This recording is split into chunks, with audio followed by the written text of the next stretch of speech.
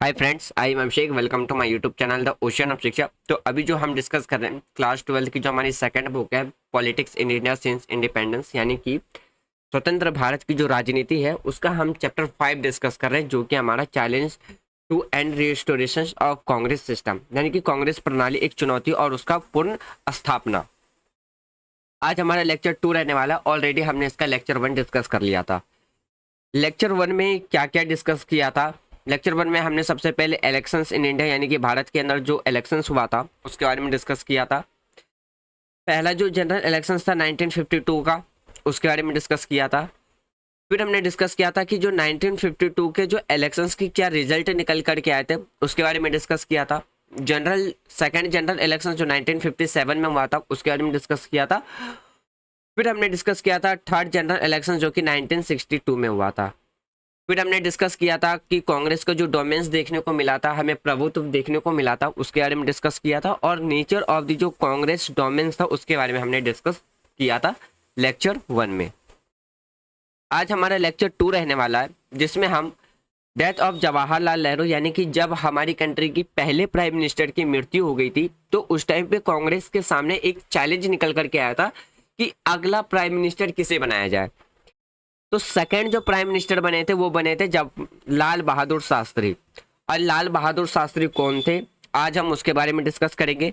फिर हम डिस्कस करेंगे कि लाल बहादुर शास्त्री के द्वारा जो रिजाइन दिया गया था, या हम बात करते जो लाल बहादुर शास्त्री जब प्राइम मिनिस्टर बने थे तो उस टाइम पे उन्हें कौन कौन से प्रॉब्लम फेस करने पड़े थे।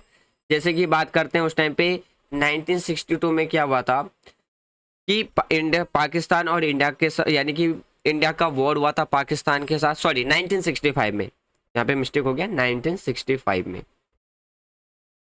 1965 में, 1962 में तो चाइना के साथ वॉर हुआ था।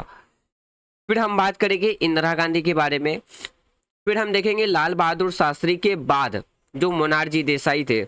अब देखिए, जब लाल बहादुर शास्त्री जी की भी जब डेथ हो गई थी तो उसके बाद प्राइम मिनिस्टर के लिए दो नाम शामिल आगे आए थे कि अगला प्राइम मिनिस्टर किसे बनाया जाए। एक था इंदिरा गांधी और दूसरे थे मोनार्जी देसाई। फिर हम बात करेंगे ऐसे कौन से मेन कारण थे जिसकी वजह से इंदिरा गांधी को चुना गया था। तो ये सारे पॉइंट आज हम लेक्चर 2 में डिस्कस करेंगे। लेक्चर 3 में हम fourth general election, state of the country. फिर बात करते हैं जो यहाँ पे फ्रेंड फिफ्थ हो जाएगा, यहाँ पे फोर्थ की जगह पे आप कर लेना फिफ्थ जनरल इलेक्शंस के बारे में, ठीक है। फिफ्थ। फिर हम बात करेंगे आफ्टर जो 1967 का जो इलेक्शंस हुआ था उसके बाद। ये सारे टॉपिक्स हम लेक्चर 3 में डिस्कस करेंगे और जो पेंडिंग बन जाएंगे उसको हम लेक्चर 4 में डिस्कस करेंगे। जैसे कि हम आफ्टर पार्टीशन, जब कांग्रेस का पार्टीशन हो गया था तो इसको हम लेक्चर 4 में डिस्कस करेंगे। ये सारे पॉइंट्स हम लेक्चर 4 में डिस्कस कर लेंगे। तो ये सारी चीज़ें मैंने बता दिया था, ऑलरेडी हमने लेक्चर 1 में डिस्कस कर लिया था। तो हम बात करते हैं सबसे पहले डेथ ऑफ जवाहरलाल नेहरू के बारे में। जो पंडित जवाहरलाल नेहरू थे वो हमारे क्या थे, पहले प्राइम मिनिस्टर थे जो कि इलेक्ट के द्वारा जीत करके आए थे। और उनकी जो जवाहरलाल नेहरू की जो मृत्यु हुई थी वो हार्ट अटैक से हुई थी। कब? 1964 में।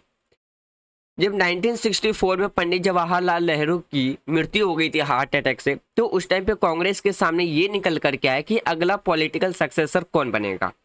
अगला पॉलिटिकल सक्सेसर का मतलब था कि अगला जो अब प्राइम मिनिस्टर है वो किसे बनाया जाएगा। तो जो कांग्रेस के जो बात करते हैं लीडर्स थे या जितने भी जो कांग्रेस के जो नेता थे उनमें से अब कौन प्राइम मिनिस्टर की पोस्ट को संभालेगा, एक ये चैलेंजेस निकल करके आना स्टार्ट हो गया था, प्रॉब्लम निकल करके आना स्टार्ट हुआ था जवाहरलाल नेहरू जी की मृत्यु के बाद। लेकिन अगर हम बात करते हैं जब जवाहरलाल नेहरू की मृत्यु हुई थी तो जो एक प्रॉब्लम निकल के आया था कि अगला प्राइम मिनिस्टर का पोस्ट किसके द्वारा संभाला जाएगा, तो इसको बहुत ही आसानी से क्या है सॉल्व कर लिया गया था।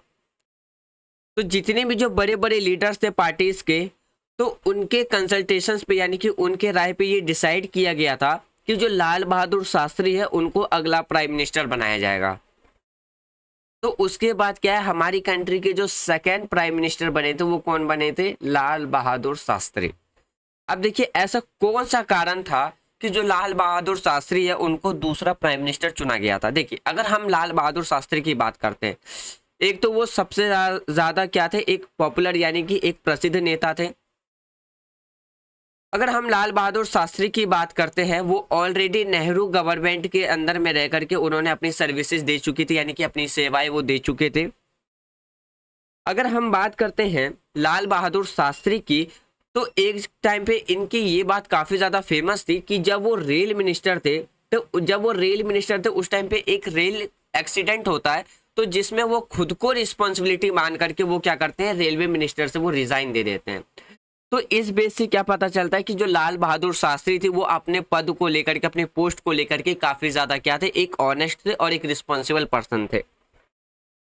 तो जैसे ही उनके द्वारा रेलवे मिनिस्टर्स के पोस्ट से रिजाइन दिया गया, तो इसी के बेस पे क्या था, जितने भी जो लीडर्स थे कांग्रेस की, जवाहरलाल नेहरू जी की डेथ के बाद उनकी ईमानदारी को देखते हुए लाल बहादुर शास्त्री को प्राइम मिनिस्टर्स के रूप में अपॉइंट कर दिया गया, यानी कि उन्हें एक्सेप्ट कर लिया गया कि अगला जो प्राइम मिनिस्टर बनेगा वो कौन बनेगा, हमारी कंट्री के लाल बहादुर शास्त्री।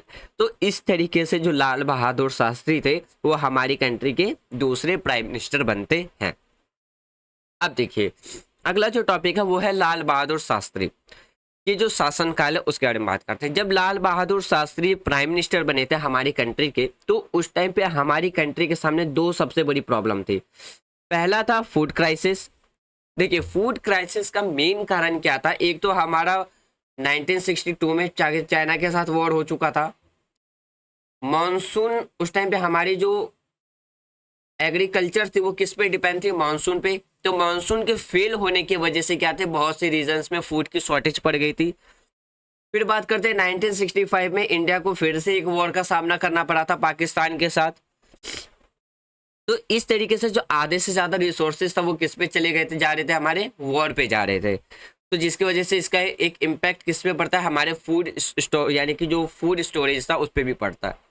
तो जो 1960 का जो दशक था उसमें जो हमारे लाल बहादुर शास्त्री थे उनके एडमिनिस्ट्रेशन के टाइम पे यही दो प्रॉब्लम्स निकल के आई थी। एक था फूड शॉर्टेज यानी कि फूड क्राइसिस, और दूसरा था पाकिस्तान के साथ वॉर 1965 में। तो इसी के बेस पे क्या है, लाल बहादुर शास्त्री के द्वारा एक स्लोगन कहा गया जय जवान जय किसान, यानी कि एक नारा दिया गया जय जवान जय किसान का। अगर हम 1960 के डेकेड की बात करते हैं या 1960 दशक की बात करते हैं, तो शुरुआती दौर में देश के कई एरियाज में क्या था, लैक ऑफ, अगर हम बात करते हैं बारिश ठीक सही तरीके से मानसून ना होने की वजह से क्या था कि जो एग्रीकल्चर था वो पूरी तरीके से क्या हो गया था, फेल हो गया था। और जिसका डायरेक्ट इम्पैक्ट पड़ा था हमारे केस पे, जो एग्रीकल्चर पे जो इम्पैक्ट पड़ा था, जिसकी वजह से हमारी कंट्री में जो फूड क्राइसिस था वो काफी ज्यादा इंक्रीज हो गया। तो इसी वजह से ये ज़्यादा ज़रूरी था कि अपनी कंट्री में क्या है, फूड ग्रेन के प्रोडक्शंस को क्या किया जाए, बढ़ाया जाए किसी भी तरीके से, ताकि क्या है जो फूड क्राइसिस की जो शॉर्टेज है उसको क्या कर सके, रिजॉल्व कर सके। तो पहला तो ये था। दूसरा जो प्रॉब्लम था वो था पाकिस्तान के साथ वॉर, जो कि 1965 में हुआ था। देखिए ऑलरेडी 1962 में हमने चाइना के साथ वॉर किया था, तो उस टाइम पे भी हमारी कंट्री क्या थी, प्रॉब्लम फेस कर रही थी। उसके जस्ट 3 साल के बाद 1965 में क्या है, पाकिस्तान के द्वारा अटैक किया जाता है इंडिया पे, जिसके द्वारा इंडिया को एक बार और वॉर का सामना करना पड़ता है, जो 1965 में जो वॉर हुआ था। तो जिसके वजह से ये दो, अगर हम बात करते हैं, ये दो ऐसे बिगेस्ट प्रॉब्लम थे जो लाल बहादुर शास्त्री के एडमिनिस्ट्रेशन के टाइम पे उन्हें फेस करना पड़ा था।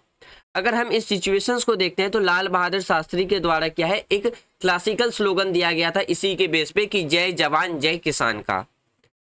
लाल बहादुर शास्त्री 1966 में जब इंडिया और पाकिस्तान का वॉर खत्म हुआ था 1965 का, तो वो कहाँ गए थे, एक एग्रीमेंट रिस्टोर यानी कि पाकिस्तान के साथ एक एग्रीमेंट करने गए थे, कहाँ पे, ताशकंद में।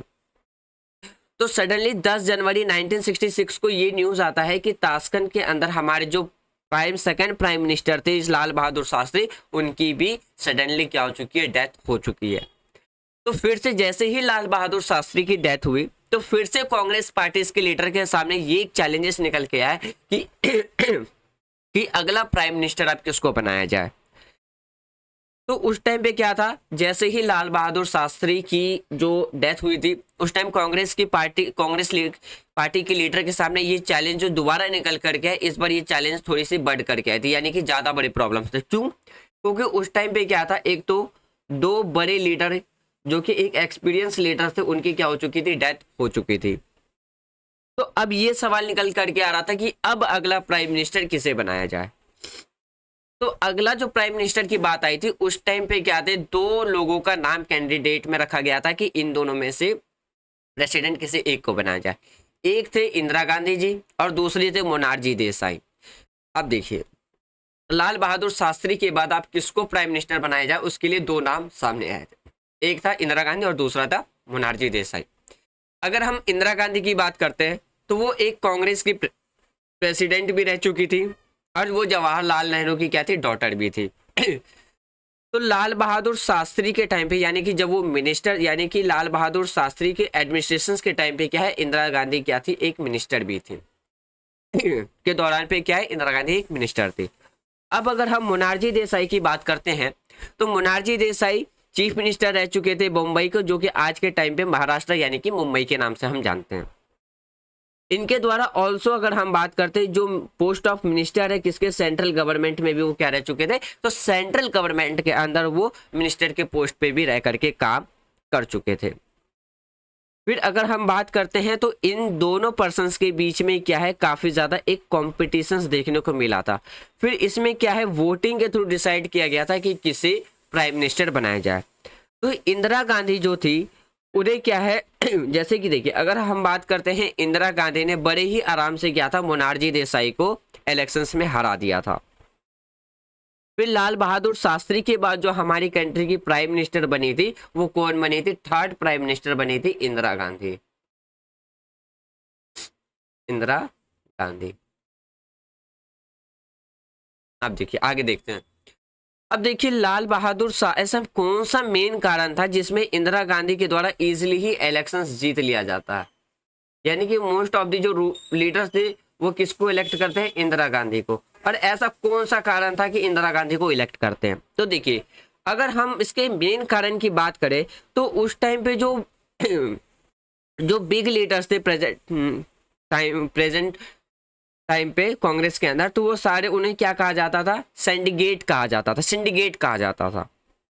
तो उस टाइम पे जो प्राइम मिनिस्टर इलेक्शंस होके आए थे तो सिंडिकेट के द्वारा ये डिसाइड किया गया था कि हम किसको सपोर्ट करेंगे, इंदिरा गांधी को सपोर्ट करेंगे। क्यों, क्योंकि इंदिरा गांधी को इसके रिगार्डिंग में किसी भी तरीके का कोई भी एक्सपीरियंस नहीं है और इंदिरा गांधी किस पे डिपेंड रहेगी, सिंडिकेट के ऊपर डिपेंडेंट रहेगी, यानी कि जैसा सिंडिकेट कहेगा इंदिरा गांधी वैसा ही करेंगे। तो मेन कारण यही था इंदिरा गांधी का सपोर्ट करने का, क्योंकि देखिए उस टाइम पे इंदिरा गांधी क्या थी, बस एक मिनिस्टर थी, उनके पास प्राइम मिनिस्टर के रिगार्डिंग में किसी भी तरीके का कोई भी एक्सपीरियंस नहीं था। तो जो कांग्रेस के जो लीडर्स थे, बड़े लीडर्स थे जिन्हें सिंडिकेट कहा जाता था, तो उनके द्वारा ये डिसाइड किया गया था कि हम इंदिरा गांधी को सपोर्ट करेंगे। उसके पास एक्सपीरियंस ना होने की वजह से वो क्या रहेगी, सिंडिकेट पे डिपेंड रहेगी और जैसा सिंडिकेट कहेगा वैसा ही प्राइम मिनिस्टर यानी कि जो इंदिरा गांधी है वो वैसा करेगी। तो फ्रेंड्स आज का हमारा डिस्कस इतना ही रहेगा। तो मैं उम्मीद करता हूँ आज जो भी हमने डिस्कस किया वो आपको प्रॉपरली समझ में आ गया होगा। यदि कोई भी डाउट हो तो आप अपना डाउट कमेंट बॉक्स में लिख देना। जब हम इसका लेक्चर थर्ड डिस्कस करेंगे उससे पहले हम अपने डाउट को क्लियर करेंगे, तब जाकर के हम अपने आगे के लेक्चर्स को कंटिन्यू करेंगे। वीडियो के रिगार्डिंग में कोई भी सजेशन देना हो तो कमेंट बॉक्स ओपन है, आप कमेंट बॉक्स में दे सकते हैं। यदि वीडियो पसंद आ रही हो तो वीडियो को लाइक कर सकते हो, शेयर कर सकते हो एंड चैनल को सब्सक्राइब कर सकते हो। Thanks for watching friends, take care, जय हिंद।